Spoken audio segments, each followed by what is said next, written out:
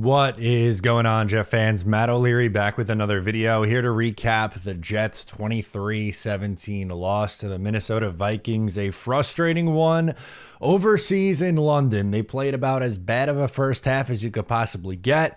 Came on strong in the second half. Defense played well, but it was not enough. Let's go through this game. The New York Jets start out with the football and they go 3 and out, which is not a surprise and an unfortunate theme from this game. Jets offense really struggled, especially in the first half. Could not get anything going. Punt the ball away. Vikings start marching right down the field. Devontae's on the brain. Tony Adams was getting picked on in coverage on Justin Jefferson on this drive. Will McDonald comes up with a really big sack. Nice play from him. The Vikings set up for a field goal. They hit on the long field goal, make it 3-0. Jets offense, another 3 and out. Wilson not on the same page. Now, they did muff the punt. It looked like a muffed punt, but unfortunately the ball went off of a Jet first before it was recovered by the Jets, so the ball was marked down. Darnold got banged up on a hit from Chaz Surratt. Nick Mullins came into the game for all of one play, picked up a first down. Darnold comes right back in, and then they fumble. It was a pitch out left, and for whatever reason, just not on the same page. Quincy Williams recovers the ball. Jets in business. Unfortunately, Lazard comes up with a drop on second down. He had, conservatively 3 drops? You could argue 4 in this game. And then on the very next play, Aaron Rodgers throws a pick 6. Just an absolutely disgusting throw. Doesn't see the linebacker dropping back into coverage. Picked off, heads back the other way. Next thing you know, you're down 10-0. Next possession, because clearly the Jets get the ball back, right? Vikings just score. Allen drops a screen pass. Very next play, Aaron Rodgers picked off. This throw was even worse. He way overshot Allen Lazard. It's picked off by a safety. Second interception of the game. Jets defense comes out. Isaiah Oliver, who came in to replace Michael Carter, who was doubtful to return from injury today, comes up with a sack. Sauce Gardner penalty. Adams was good in coverage, and then the Jets end up creating a turnover on downs, which is a really, obviously, a positive sign in this one. Jets are moving the ball. Deep shot to Conklin. Looks good. They get to 4th and 1 in Vikings territory. They decide to go for it. I did not hate the call to go for it. What I did hate was the play call, which a very predictable inside run does not pick it up. Turnover on downs. Vikings end up taking over here. This next drive is when we started to get the ticky-tacky DJ Reed and Sauce Gardner calls for defensive pass interference. Vikings end up marching right down the field. They punch it in and go up 17-0. Again, aided by penalty help on this in this game. I don't want this to come off as like, oh, Matt's blaming the refs for why they lost this game. That's not the case. That's not the biggest reason to me why the Jets lost this game.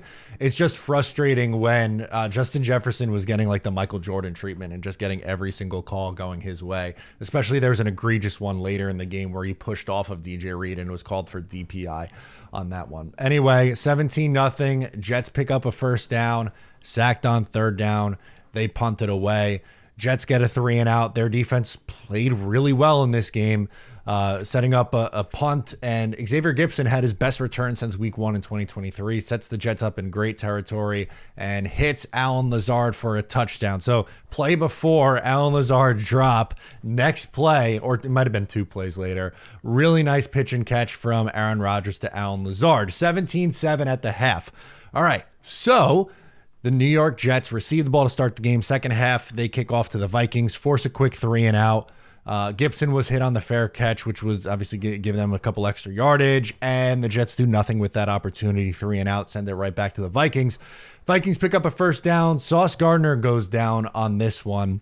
On this possession, the Jets would later force a punt, but Sauce did miss some time, ran right into, or him and Quincy Williams collided. He was evaluated for a head injury, missed a few series, but would come back and re-enter the game. Next possession, Rodgers got really banged up. It looked like he was favoring his knee when he went down.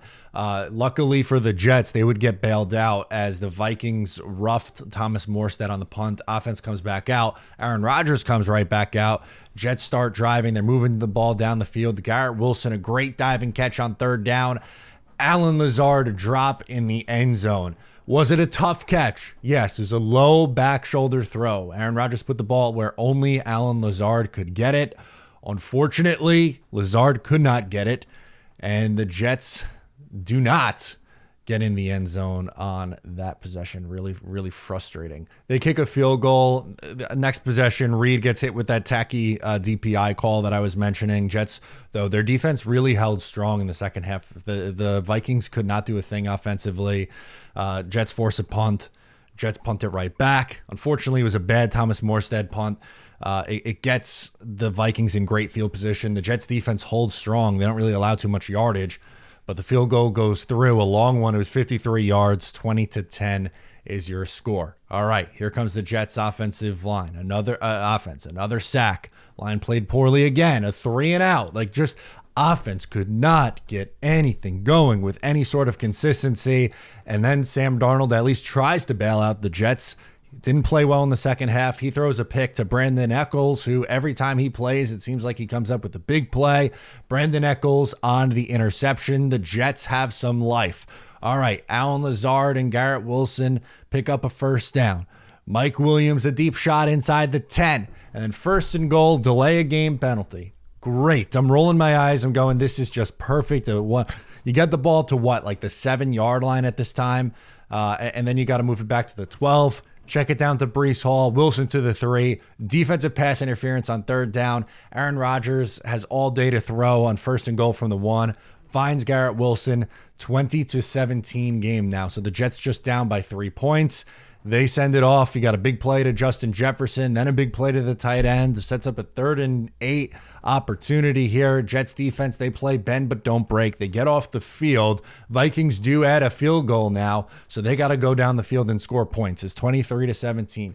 Jets get down the field. They're moving the ball pretty well and with some tempo. Aaron Rodgers is hitting multiple different guys. He goes back to Allen Lazard after the 4-drop day. He goes to Garrett Wilson, who was targeted 18 times in this day.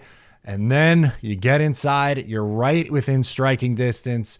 And Aaron Rodgers tries to throw on the right side. Mike Williams never turns around. It was a throw that was too far inside. Stephon Gilmore picks it off. Aaron Rodgers is intercepted for the 3rd time of the game, and that would do it. Your final score, 23-17. Just a really, really frustrating effort from the Jets as they drop to 2-3. I would not be upset if the New York Jets left Nathaniel Hackett and Robert Saleh in London. I don't think that is going to be the case. The Jets do not make in-season moves like that. They don't fire the coach. But it was not a good day, especially from this offense. Rodgers, 29-54, 244 yards, 2 touchdowns, 3 picks. He was sacked 3 times. He was hit a ton in this game. It's not like Sam Darnold really balled, though. He went 14-31, completion percentage under 50%, 179 yards, no touchdowns, 1 pick. He was sacked 4 times in this game. Jets run game could not get anything going. 14 carries for 36 yards as a team. Breece Hall, 9 carries for 23 yards. Justin Jefferson, 6 catches, 92 yards. They did keep him out of the end zone, though, which is, again, a positive sign here because he scores touchdowns every single week. Garrett Wilson, 13 catches, 101 yards, and a touchdown. He played really well today. Defense, I think, was fine. If you include the pick 6, they allowed 16 points to an offense that was rolling week after week after week. They were putting up 30 at will, and it was a 23-17 game. There was a pick 6 involved, but again, realistically, defense held. I can't even talk. I'm tongue-tied. I'm frustrated. Sorry, guys. Defense held opponent to 16 points.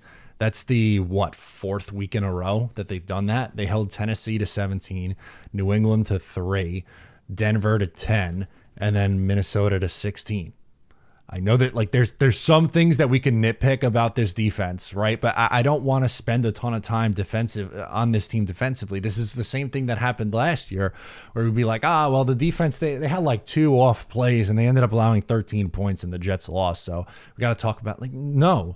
And it's frustrating when this wasn't supposed to be the way with Aaron Rodgers. They weren't supposed to be struggling so much offensively. In the first 3 games of the year, they had 3 touchdowns in each one of those games. Since then, they have 2 touchdowns in their last 2 games. It's not good enough. You can't win in the NFL this way. The play calling is not good enough. I don't think they're going to make a change with Nathaniel Hackett. They should, but I don't think they will.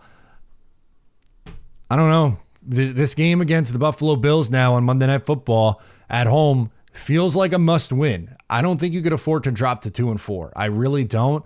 The Jets desperately need to find a way to get to 3-3 against the best team in the division right now in the Buffalo Bills. So they're 3-1 going into today's action. They have a tough game against Houston. The Jets have played Buffalo tough, but they are not playing over their last 2 games. They are not playing a brand of football that wins games. So even though you can point to examples over the years of the New York Jets playing Buffalo tough, and they have the better quarterback now, and they should be able to beat Buffalo. You could say all these things, right? Like that all might be true, but they are a poorly coached football team. They are a extremely penalized football team. Were some of them ticky-tacky? Once again, I want to reiterate, yes, I think some of the penalties were not correct calls, but still an 8 penalty day.